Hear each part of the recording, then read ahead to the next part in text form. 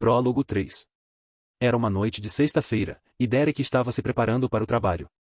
Ele ainda estava preso fazendo o que ia, o pagamento era ótimo e, independentemente da quantidade de vezes que Cal disse que queria uma cerimônia pequena, Derek tinha certeza de que, no fim, os gastos acabariam por ser o dobro do planejado.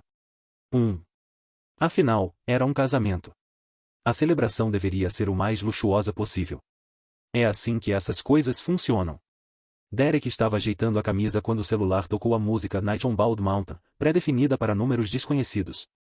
Alô, aqui é Derek McCoy, quem fala? Senhor McCoy, aqui é do Hospital St. Joseph. A voz feminina soou apreensiva, e isso, junto da palavra hospital, causou arrepios em sua espinha. Cal McCoy é o seu irmão? Derek quase podia ouvi-la roendo as unhas. Sim, o que houve? Ele se envolveu em um acidente de carro, está inconsciente e em condição crítica. Como seu nome consta na lista emergencial do paciente, a equipe médica precisa de você. Venha para cá o mais rápido possível. Um acidente de carro? Gritou Derek, enquanto corria pela porta à procura de um táxi. Nós nem temos a porra de um carro. Como isso aconteceu? Sinto muito, não cabe a mim dizer. Os médicos vão te explicar. Derek desligou o celular. Ele não tinha tempo para mais papo furado, só precisava de um maldito táxi. Cada segundo no trânsito era como uma tortura e, quando finalmente chegou, já era tarde demais. O cirurgião e um policial explicaram-no que Cal havia sido atropelado por um motorista bêbado que havia fugido, e a polícia ainda estava procurando pelo suspeito. Uma pessoa que estava por perto chamou rapidamente uma ambulância, mas, em razão do engarrafamento causado pelo acidente, demorou horas para a ambulância chegar. Então, quando Cal chegou ao hospital, já estava em estado grave. Ele tinha fraturas múltiplas, estava com o baço rompido, hemorragia interna e precisava ser operado imediatamente.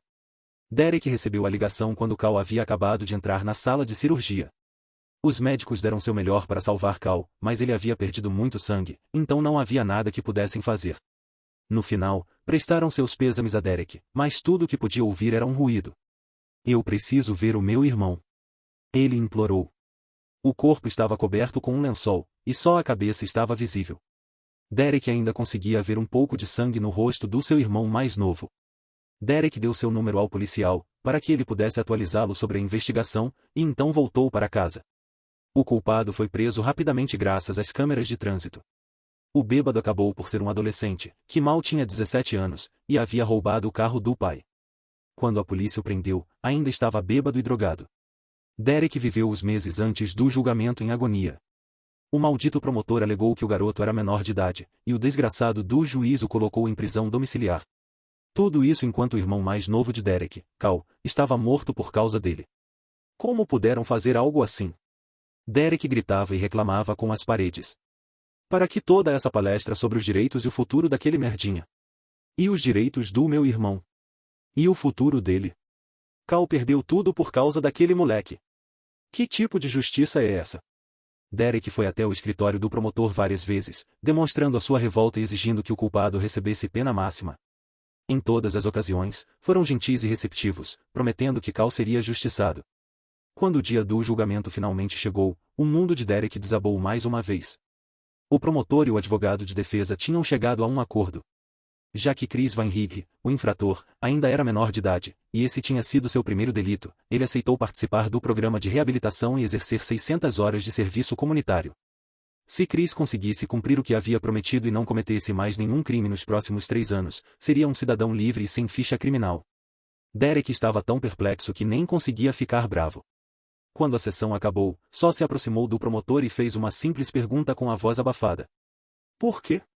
Então, com o tom mais gentil e acolhedor possível, os assistentes do promotor explicaram para Derek que Chris era só uma criança de uma boa família que havia cometido um erro bobo. Chris tinha um futuro brilhante pela frente. Já tinha sido aceito na Caltech, e esse havia sido seu primeiro delito. Além disso, os pais do garoto tinham contratado um ótimo advogado, e o juiz provavelmente não estaria disposto a destruir a vida de Chris. Contrariando a expectativa dos assistentes, Derek não quis fazer uma cena. Seu fogo havia sido apagado, ele não tinha mais lágrimas para derramar. Nos meses seguintes, Derek apenas sobrevivia completamente vazio, seguindo sua rotina como se nada tivesse acontecido, sua mente ainda estava em negação. Ele só queria se esquecer do que havia acontecido no último meio ano. A única coisa que o fazia sentir-se vivo era a dor de cabeça constante, que começou logo após a morte de Cal. De acordo com o médico, era um sintoma de estresse. Devido a tudo que havia acontecido, Derek engolia aspirinas e paracetamol como se fossem doces. A dor nunca sumiu, só estava piorando. Derek, por fim, encontrou forças para realizar um check-up, e mais notícias estavam à sua espera. De acordo com a ressonância magnética e a biópsia feita posteriormente, ele tinha um câncer pulmonar de segundo estágio. 2. Mas nunca fumei em toda a minha vida!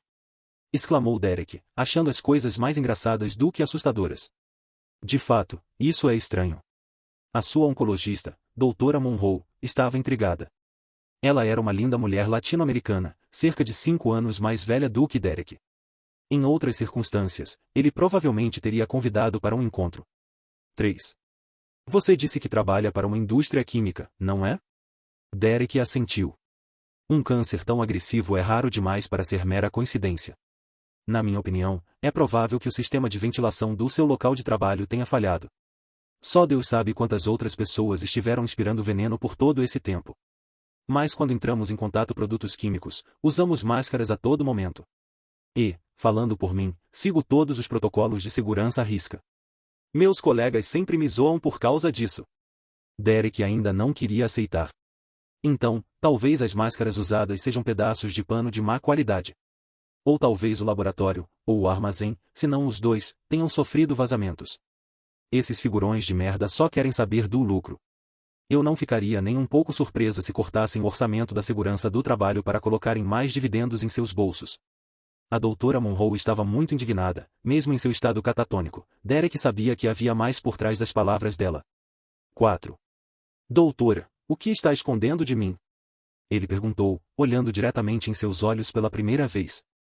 Ela mordeu seu lábio inferior por algum tempo antes de responder. Que fique somente entre nós, mas você não é o primeiro caso da sua empresa. Já informei ao Departamento de Saúde e aos federais. Se eu fosse você, procuraria por um bom advogado e processaria até a alma da sua empresa. Precisará de muito dinheiro para o tratamento.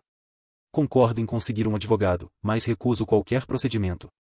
Aceitarei apenas o cuidado paliativo. 5. A doutora Monroe pulou de sua cadeira. Você já deve saber, mas sem o tratamento adequado, terá de 6 meses a no máximo 1 ano de vida. Além disso, já te disse, seu câncer é muito agressivo. Nós precisamos começar o tratamento o mais rápido possível se quisermos curá-lo. A situação era dramática, mas Derek achou aquele nós hilário, então não conseguiu conter a risada.